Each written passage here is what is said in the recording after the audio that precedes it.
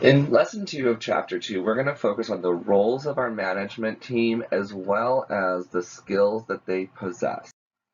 So depending on where you fall on the organizational chart of the business, will kind of determine what your role in management is, and the degree to which you do these various things, okay? So the first area of a traditional management role is interpersonal, just basically working with people. Okay, as a figurehead, when you are in the management role of a figurehead, you're basically taking on that role as a representative for the organization. Okay, and so a general manager, if on a quarterly employee recognition, might take on that figurehead role of presenting successful awards to employees who have achieved their goals. They also might be a leader in the sense that they are creating a productive atmosphere. So we can have leaders at all different levels. So the general manager might create an overall productive atmosphere at the hotel or the restaurant. But in a hotel, then we also have the rooms division or the executive housekeeper, executive chef. All those leaders of the different departments can also create a productive atmosphere within their own department as well. Lastly, when we're working with people, we can also be a liaison. Okay, and so every time that I would go out and network from Rio Cibolo Ranch as an event planner, I would go to AHA or SALA or NACE or ILEA and all those organizations. Each time I go, I'm networking outside of the organization. And so again, I'm still working with people. And in that sense, I might even be a little bit of a figurehead because at that point, I'm acting as a formal representative for Rio Cibolo Ranch. Another role for management is informational. So we have to process information.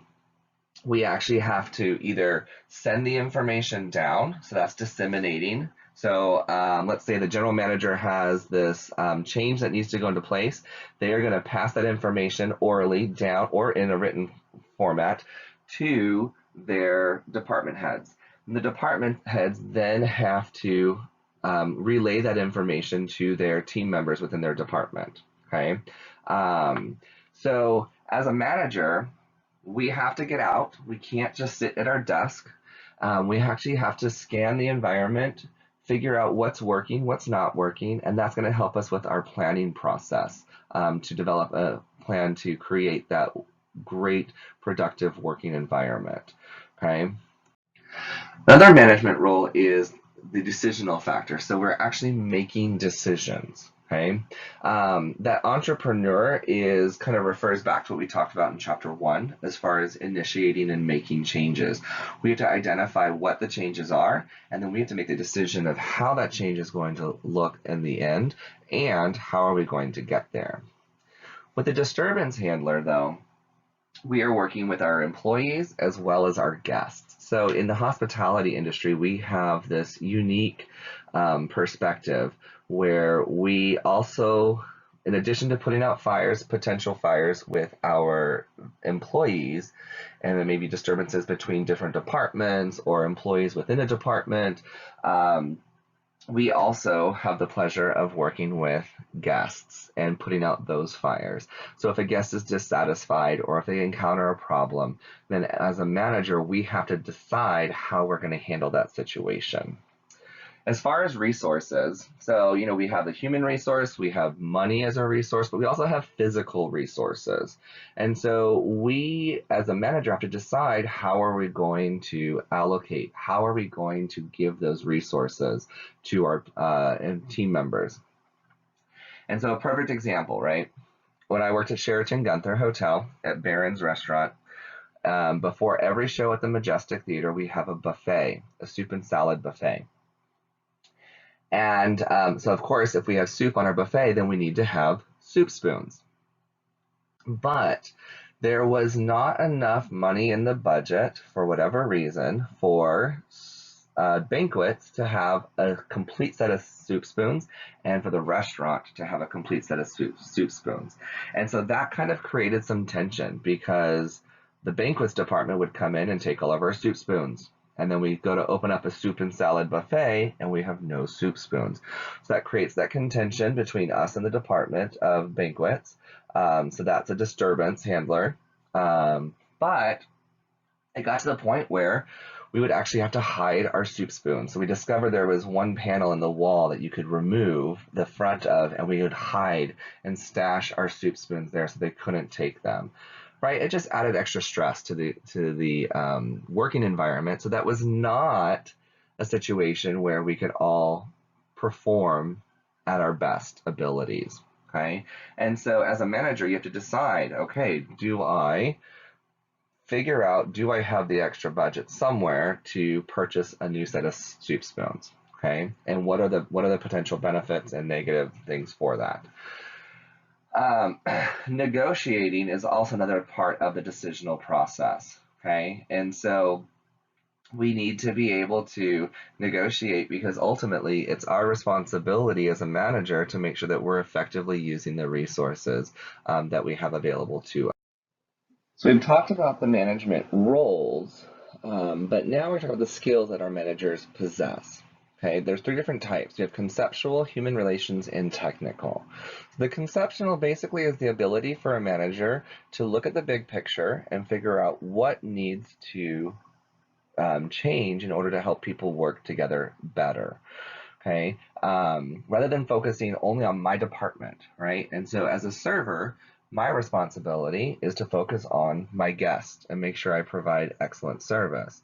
But as the dining room manager, it's my responsibility. I have that skill, or I should have that skill, to be able to look and see how all of my servers are working together to make sure that the organization's goals are being met. As a general manager, it's my responsibility, and I should have that skill to realize how the front of the house and the back of the house work together so I can see the big picture. As far as human relationships, we are working with not only just our guests, but we also work with our peers, so people in the same position as us, whether that's one department head to another, or it's multiple servers within the restaurant. Or it's the line cooks and the prep cooks. We all have those peers that we work with. As team members, then we get to work with our bosses. So we need to have that relationship. And then also as people who are in supervisor positions, they get to work with their bosses as well as the team members. And so it's important that we have those skills and understand where everybody's strengths lie to make sure that the overall goals of the organization are being accomplished. Lastly is our technical skills. So these are skills that are specific to the job that we are doing. So as a manager, it's important. That's why typically you move up the management ladder. You start at the bottom so you can gain those introductory foundational skills, and then once you've mastered those, you can move up a little bit to a supervisor position.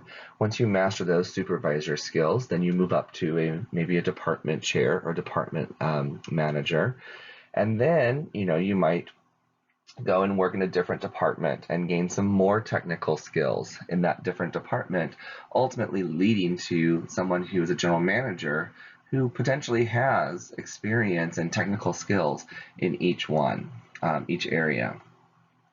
So the next slide, the next page you're going to go to deals with McGregor's theory X versus theory Y. And so I want you to watch that video, take the short quiz afterwards, and just think about managers that you've experienced and maybe possibly do they fall into the category of theory X or theory Y, and what makes you think that.